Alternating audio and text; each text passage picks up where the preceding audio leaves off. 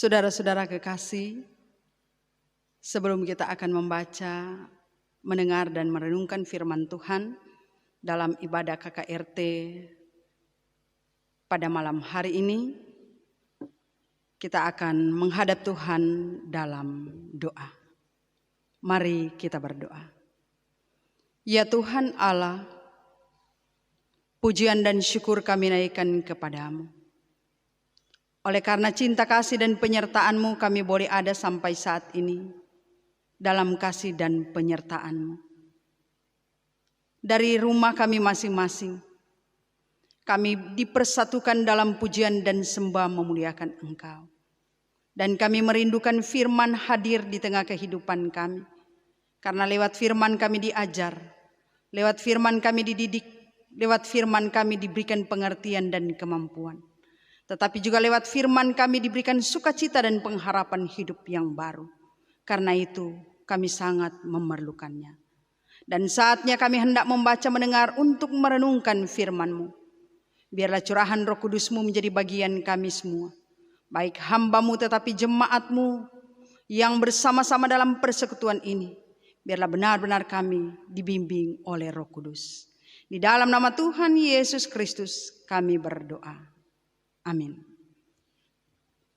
Nah, saudara-saudara yang kekasih dalam Yesus Kristus, bagian bacaan kita pada saat ini atau sepanjang minggu ini kita berada dalam kitab Injil Matius pasal 28 ayat 1 sampai ayat 10. Matius pasal 28 ayat 1 sampai 10. Begini bunyi firman Tuhan. Kebangkitan Yesus. Setelah hari Sabat lewat, menjelang menyingsingnya fajar pada hari pertama minggu itu, pergilah Maria Magdalena dan Maria yang lain menengok kubur itu. Maka terjadilah gempa bumi yang hebat, sebab seorang malaikat Tuhan turun dari langit dan datang ke batu itu dan menggulingkannya lalu duduk di atasnya. Wajahnya bagaikan kilat dan pakaiannya putih bagaikan salju. Dan penjaga-penjaga itu gentar ketakutan dan menjadi seperti orang-orang mati. Akan tetapi malaikat itu berkata kepada perempuan-perempuan itu, "Janganlah kamu takut, sebab aku tahu kamu mencari Yesus yang disalibkan itu. Ia tidak ada di sini sebab ia telah bangkit, sama seperti yang telah dikatakannya.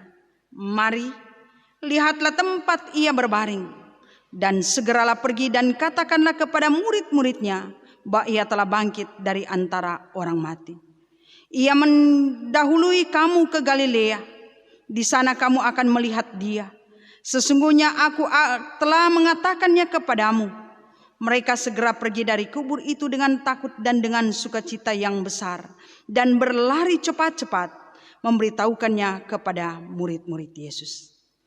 Tiba-tiba Yesus berjumpa dengan mereka dan berkata, "Salam bagimu." Mereka mendekatinya dan memeluk kakinya serta menyembahnya. Maka kata Yesus kepada mereka, "Jangan takut, pergi dan katakanlah kepada saudara-saudaraku supaya mereka pergi ke Galilea, dan di sanalah mereka akan melihat aku." Nah, demikian bagian bacaan kita. Kiranya kita semua diberkati lewat firman ini. Saudara-saudara yang kekasih, jemaat Bukit Moria Winangun, kolom 1 sampai kolom 17. Yang kalau pada saat ini dalam persekutuan ibadah kita sudah sejak beberapa minggu kita harus ada dalam persekutuan di rumah kita masing-masing. Tetapi benar kita percaya bahwa ruang dan waktu tidak akan membatasi kita dalam puji dan sembah kepada Tuhan. Nah, sama seperti pada malam hari ini, melalui ibadah KKRT, kita saling berjumpa. Berjumpa dalam persekutuan ibadah melalui tempat kita masing-masing. Bagian bacaan kita sepanjang minggu ini sekali lagi dengan tema kebangkitan Yesus mengubah ketakutan menjadi sukacita yang besar. Kebangkitan Yesus mengubah ketakutan menjadi sukacita yang besar. Saudara-saudaraku yang diberkati Tuhan, melalui peristiwa kebangkitan Yesus, penginjil Matius dalam tulisannya lewat pasal 28 ayat 1 sampai 10 memberikan gambaran yang sangat luar biasa.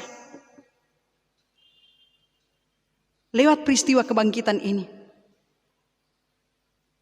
kita melihat melalui para perempuan-perempuan yang hadir di kubur Yesus. Yang dikatakan di ayatnya yang pertama, setelah hari Sabat lewat, menjelang menyingsingnya fajar pada hari pertama minggu itu, pergilah Maria Magdalena dan Maria yang lain menengok kubur itu. Saudara-saudaraku, dicatat, menjelang menyingsing fajar.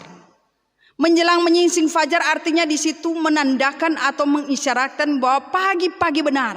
Karena dalam bagian Injil yang lain mengatakan pada pagi-pagi benar. Arti bisa saja dikatakan pada waktu itu masih gelap. Dan kita bisa membayangkan juga pagi-pagi benar para perempuan-perempuan datang ke kuburan Yesus.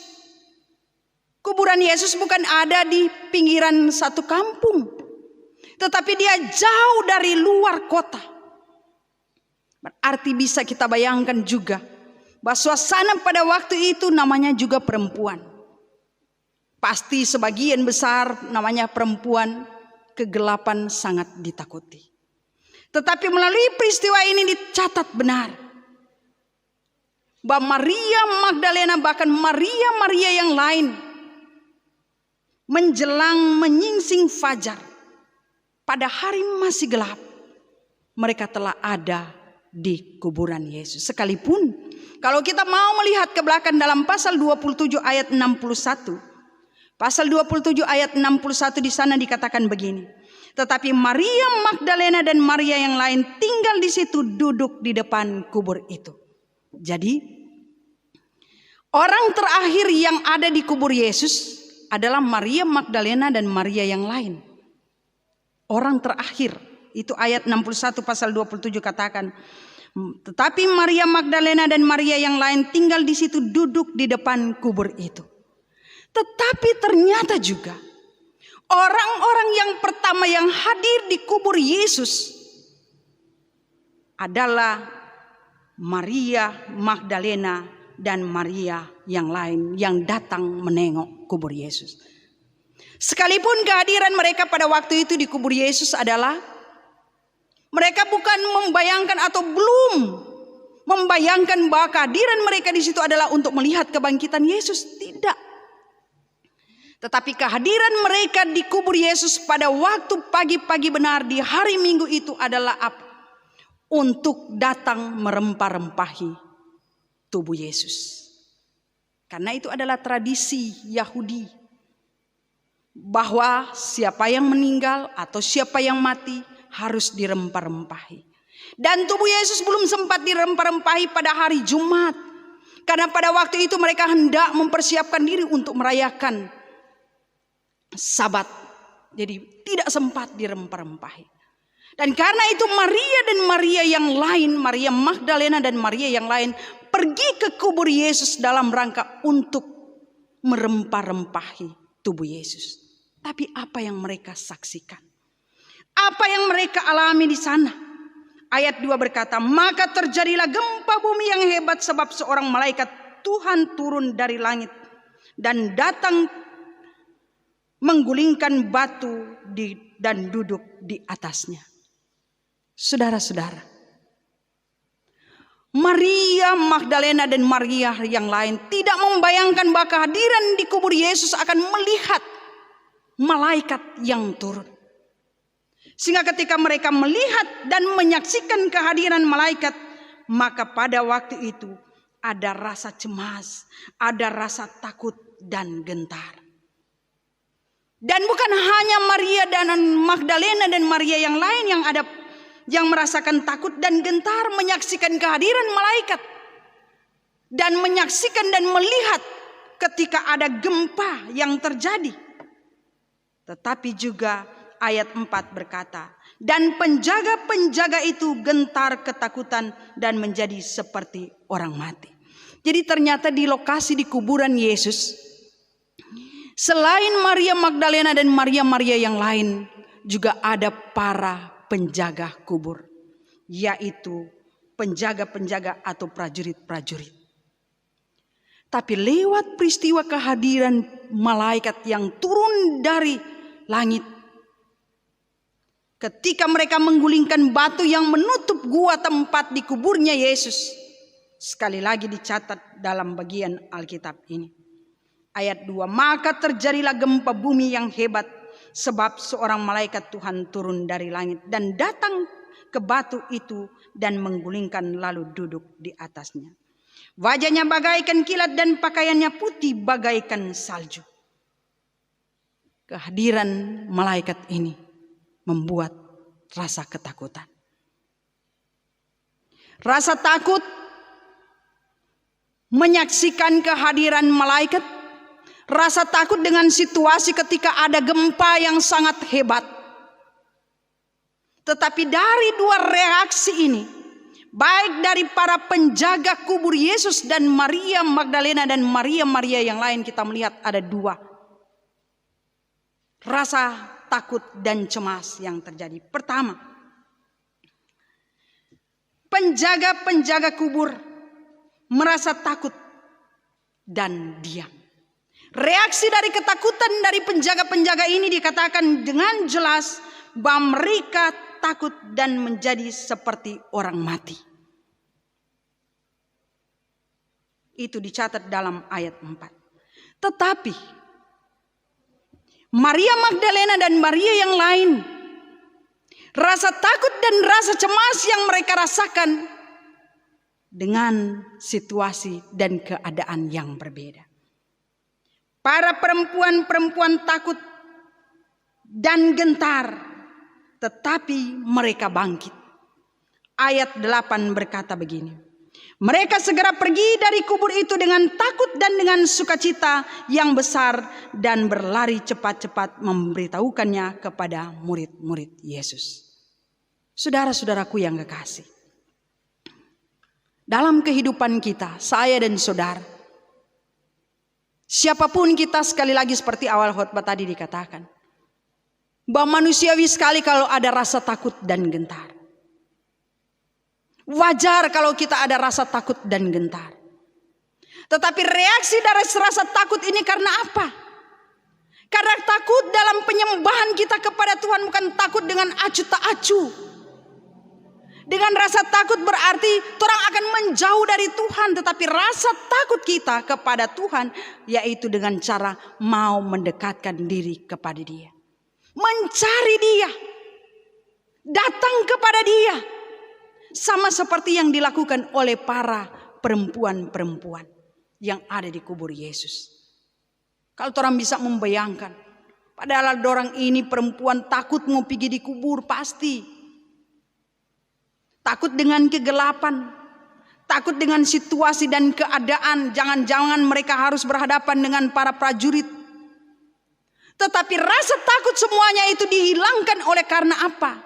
Kerinduan harapan mereka untuk bertemu, melihat Yesus. Untuk melakukan tugas dan tanggung jawab mereka mau merempah-rempah Yesus. Tetapi apa yang terjadi? Sampai di sana mereka tidak menemukan Dia. Nanti dalam perjalanan mereka, ketika malaikat katakan pergi sampaikan kepada murid-muridnya, mereka bertemu dengan Yesus. Di ayat 9 katakan begini, tiba-tiba Yesus berjumpa dengan mereka dan berkata, salam bagimu. Mereka mendekatinya dan memeluk kakinya serta menyembahnya. Memeluk kakinya dan menyembah artinya apa? Bahwa mereka rindu mendekati Yesus. Bahwa mereka rindu ada sapaan. Dan mereka rindu untuk bertemu. Dan ketika pertemuan itu terjadi akhirnya ada tugas tanggung jawab yang harus dilakukan. Ayat 10. Maka kata Yesus kepada mereka, jangan takut, pergi dan katakanlah kepada saudara-saudaraku supaya mereka pergi ke Galilea dan di sanalah mereka akan melihat aku. Akhirnya saudara-saudaraku, melalui bagian bacaan ini mengingatkan kita semua, saya saudara, torang semua sekali lagi dalam hidup ini, sebesar apapun rasa takut dan kecemasan kita, mari kita jangan menjadi sama seperti penjaga kubur. Ketika rasa takut dan gentar mereka diam, dikatakan dalam firman seperti mau mati. Tetapi rasa takut dan rasa gentar, mari kita mau berusaha keluar dari rasa takut dan gentar dan cemas itu untuk melakukan tugas dan tanggung jawab. Mereka cepat-cepat berlari. Dari rasa takut dan cemas itu para perempuan atau Maria Magdalena dan Maria yang lain berlari untuk menyampaikan kabar sukacita kepada orang-orang lain, secara khusus kepada murid-murid Yesus. Nah, torang juga sekarang melalui kebangkitan Yesus dalam suasana ini, dalam situasi ini, dengan adanya pandemi COVID-19 ini, membuat kita merasa cemas, membuat kita merasa takut. Tetapi ketakutan dan kecemasan kita ini bukan berarti orang diam jo. Ini boleh mau baking apa-apa. Apalagi ada himbauan diam di rumah. Tetapi orang akan berusaha melakukan apa yang menjadi tugas dan tanggung jawab kita. Baik dalam hidup keluarga sebagai orang tua, suami dan istri, lakukan tetap melakukan tugas dan tanggung jawab kita. Sebagai anak-anak tetap dalam tanggung jawab dan aktivitas kita. Sebagai pelajar kita tetap melakukan tugas tanggung jawab di rumah, belajar di rumah. Melakukan apa yang harus kita lakukan dari rumah dengan penuh sukacita. Bukan dengan ketakutan dan cemas dan pasrah. Tetapi ada sukacita. Karena kebangkitan Yesus akan mengalahkan ketakutan-ketakutan kita. Dengan kebangkitan Yesus akan memberikan semangat yang baru bagi kita, berpengharapan dalam kasih-Nya. Bahwa Yesus mengajak, Yesus mau supaya apa? Jangan takut, pergi dan katakanlah. Berarti kita disampaikan oleh firman Tuhan ini lewat ayat 10. Perintah Yesus adalah melakukan tugas dan tanggung jawab kita. Selamat kita memaknai kebangkitan Yesus Paskah ini dengan rasa takut dan cemas, tetapi ada sukacita untuk bergerak melakukan tugas panggilan dan pelayanan kita, melakukan apa yang menjadi harapan dan kerinduan. Jangan takut dan cemas dan pada akhirnya kalah dengan ketakutan dan kecemasan, tetapi bangkit. Mari kita bangkit, bangkit dan percaya kebangkitan Yesus menyelamatkan kita semua. Amin.